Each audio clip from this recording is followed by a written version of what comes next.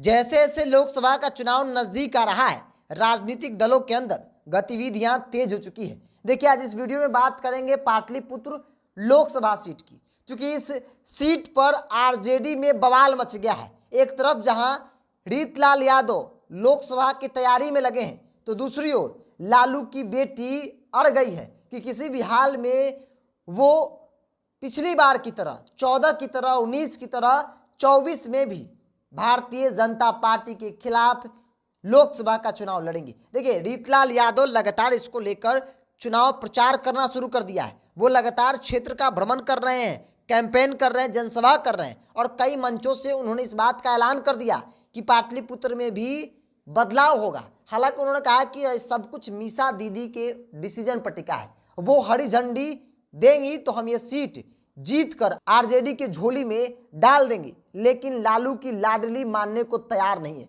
अब लालू प्रसाद यादव के सामने बड़ा सवाल है कि लालू प्रसाद यादव किसे मनाएंगे, रीतलाल यादव को या फिर अपनी बेटी मीसा भारती को। क्योंकि इससे पहले भी कुछ ऐसा ही हुआ था, जिसके बाद रामकृपाल यादव नाराज हो गए थे और उन्होंने भाजपा के टिकट पर चुनाव लड़ा और चुनाव जीत गए।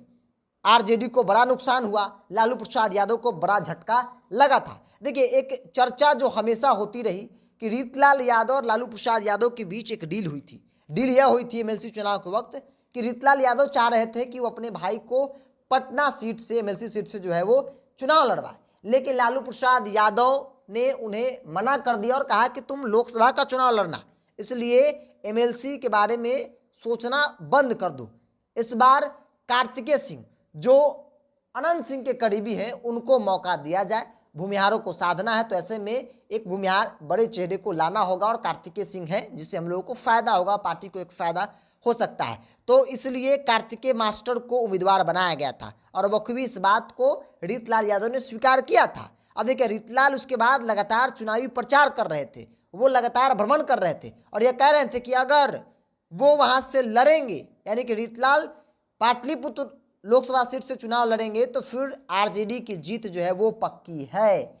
लेकिन रीतलाल यादव को बड़ा झटका इस वीडियो को सुनने के बाद लग सकता है, चूंकि खबर है कि मीसा भारती किसी भी हाल में पाटलिपुत्र लोकसभा सीट को छोड़ने को तैयार नहीं है, वो यहाँ से चुनाव लड़ेंगी। हालांकि यह सब कुछ भविष्य के गर्त में है कि क्या होगा नहीं होगा, कौन मानेगा और कौन मनाएगा। लेकिन उससे पहले हम जरा पाटलिपुत्र लोकसभा सीट की बात कर लीजिए। देखिए, पाटलिपुत्र में 6 विधानसभा सीट है, दानापुर, विक्रम, मनेर, पालीगंज, मसौढ़ी, फुलवारी शरीफ, और 6 के 6 पर महागठबंधन का कब्जा है। जाति समीकरण की भी समझ लीजिए आप, यादवों की आबादी सबसे बड़ी आबादी है, 14.37% है, मुस्लिम 8.22%, भूमिहार 10.22%, कुर्मी 6.99%, अन्य जातियाँ 23.82%। बेशक भारतीय जनता पार्टी वहाँ से चुनाव जीती रही हो, लेकिन महागठबंधन और आरजेडी के पक्ष में समीकरण जो है वो दिख रहा है। 19 लाख के आसपास कुल वोटर हैं, जिसमें 9 लाख के आसपास पुरुष और 8 लाख के आसपास महिला वोटर हैं। अब लालू प्रसाद यादव को तय करना है कि आखिर वो किसे मनाएंगे। कहीं ऐसा ना हो कि जैसे रामकृपाल यादव नाराज हो गए थे, ठीक वैसे ही रीतलाल यादव जो दानापुर के विधायक है वो नाराज न हो जाए। खैर, इन्हीं सवालों के साथ आपको छोड़ जाते हैं। नमस्कार। देखते रहे इंडिया टॉप। नमस्कार।